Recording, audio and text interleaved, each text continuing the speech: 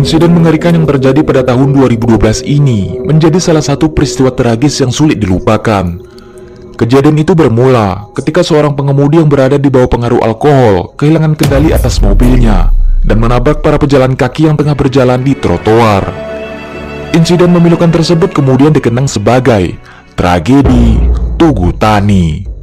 Sebuah peringatan kelam tentang bagaimana tindakan sembrono dapat menghilangkan banyak nyawa dan meninggalkan luka mendalam bagi keluarga korban. Nah guys, bagaimana cerita lengkapnya? Simak di channel Jamur Story ini, dimana membahas kasus, tragedi, kisah nyata yang terjadi di seluruh dunia. Dan kisah nyata kali ini berjudul Tragedi Tugu Tani akibat tindakan sembrono. Bagaimana kisahnya? Dan inilah kisahnya.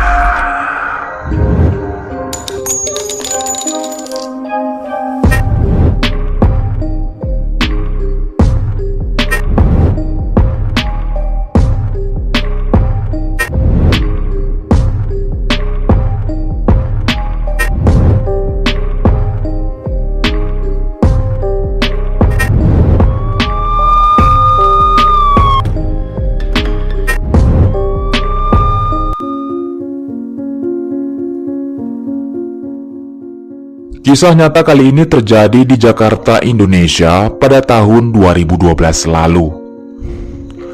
Seorang wanita bernama Afriani Susanti berusia 29 tahun.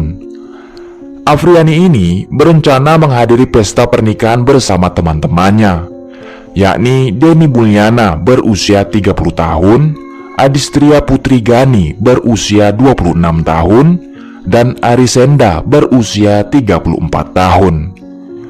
Pesta tersebut dijadwalkan berlangsung di Hotel Borobudur pada hari Sabtu, tanggal 21 Januari tahun 2012.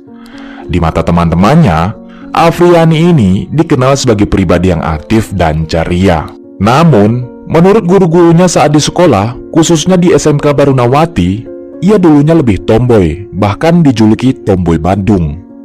Afriani pernah bersekolah di SMPN 95 Jakarta sebelum melanjutkan ke SMK. Demi mengubah kesan tomboynya, ia mulai mengenakan jilbab saat di SMK. Guru bahasa Indonesianya menggambarkannya sebagai siswa dengan prestasi yang biasa saja, berbeda dengan adiknya Ayu yang dikenal berprestasi.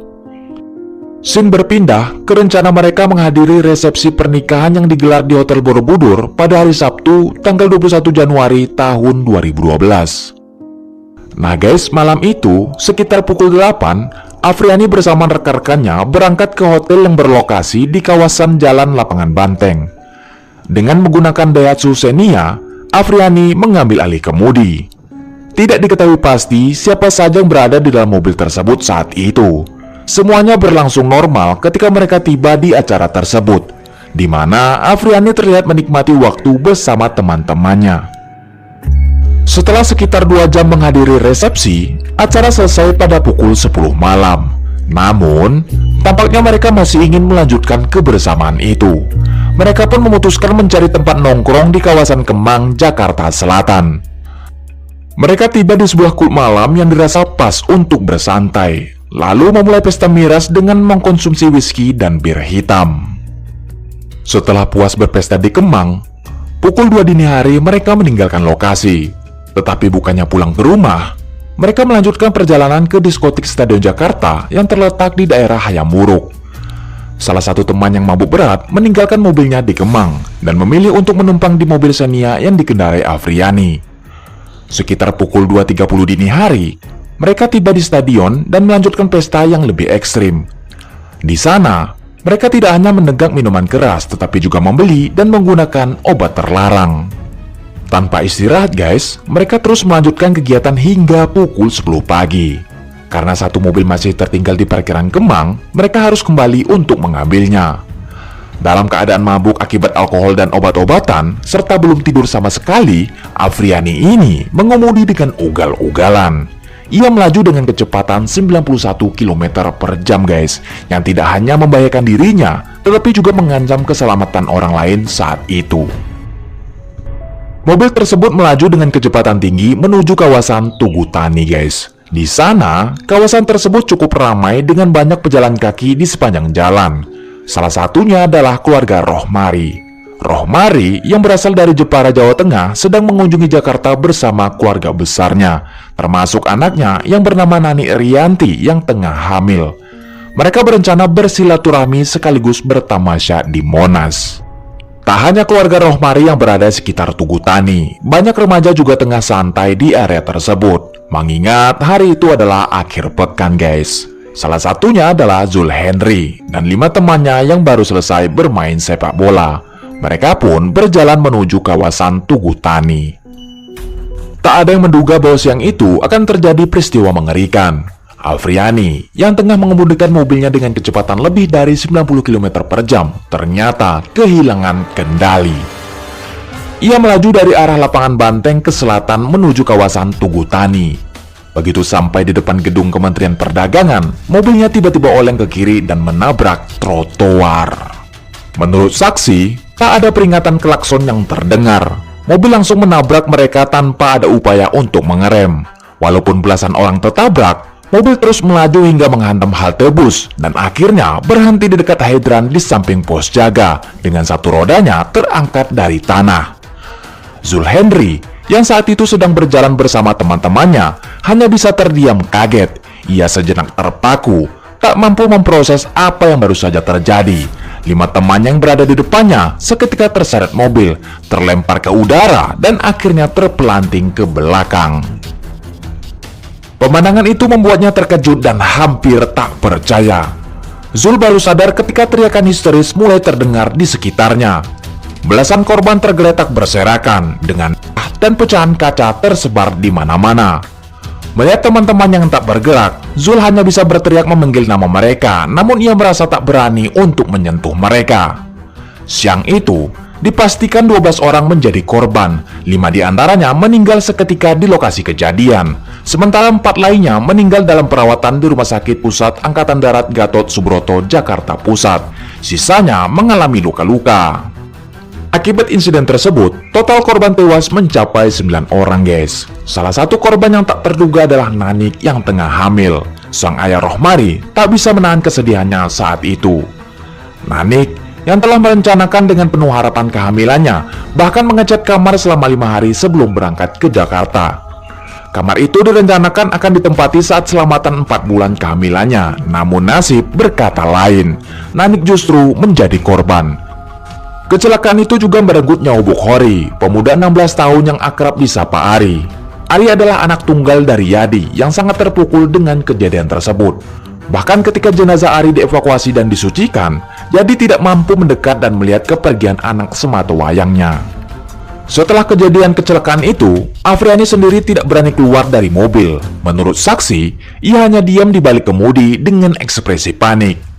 Ia baru keluar ketika polisi datang dan langsung menahan ke-4 orang yang berada di dalam mobil. Dalam pemeriksaan awal, mereka sempat memberikan keterangan yang tidak konsisten, mengklaim bahwa rem mobil blong. Namun pemeriksaan lebih lanjut menunjukkan bahwa rem mobil tersebut masih dalam kondisi normal. Mereka juga menolak untuk mengaku bahwa mereka sedang mabuk. Barulah keesokan harinya, setelah hasil tes urin keluar, mereka tidak bisa lagi menyangkal bahwa mereka berada di bawah pengaruh miras. Polisi juga akhirnya menemukan fakta bahwa mereka menggunakan obat-obatan terlarang pada malam kejadian. Gimana orang nih guys ya, sudah salah, sudah miras, sudah obat-obatan, masih menyangkal. Kesel aja ini dengan orang-orang seperti ini ya guys. Masih mau berbohong, bukannya minta maaf, bukannya nyesel. Banyak membunuh orang, 9 orang loh yang ditumpurnya itu. Oke guys, kita lanjut lagi. Dalam perkembangan persidangan, Afriani akhirnya mengungkapkan penyesalannya dan menyampaikan permintaan maaf kepada keluarga korban. Permintaan maaf tersebut juga ia tulis dalam akun Facebooknya sebagai bentuk penyesalan atas perbuatannya. Setelah melalui proses persidangan yang panjang selama 1,5 tahun, pada bulan Juli tahun 2013, banding terakhir yang diajukan ditolak. Keputusan pengadilan memutuskan Afriani untuk menerima hukuman 19 tahun penjara guys, dengan rincian 15 tahun dijatuhkan atas insiden yang merenggut 9 nyawa. Sementara sisanya merupakan hukuman terkait penyalahgunaan obatan terlarang. Sementara itu, ketiga teman Afriani yang turut terlibat juga dihukum atas penyalahgunaan narkoboy. Ketiganya dijatuhi vonis 2 tahun penjara dengan masa tahanan yang sudah dijalani dikurangi oleh Pengadilan Negeri Jakarta Barat.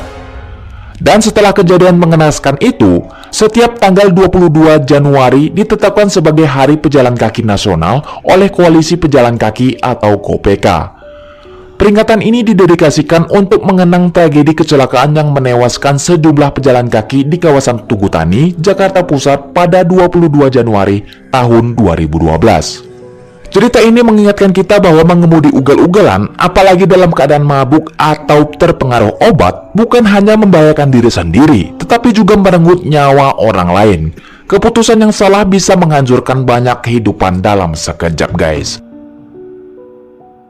Bagaimana dengan tanggapan video ini, guys? Kolom komentar ada di bawah. Tulis ya, guys. Sampai ketemu lagi di video-video selanjutnya. Hati-hati dalam berkendara, fokus, ingat jalan kiri kanan ya, guys. Tetap waspada. Setiap perbuatan kejahatan pasti ada hukumannya, guys. Salam waspada. Bye-bye.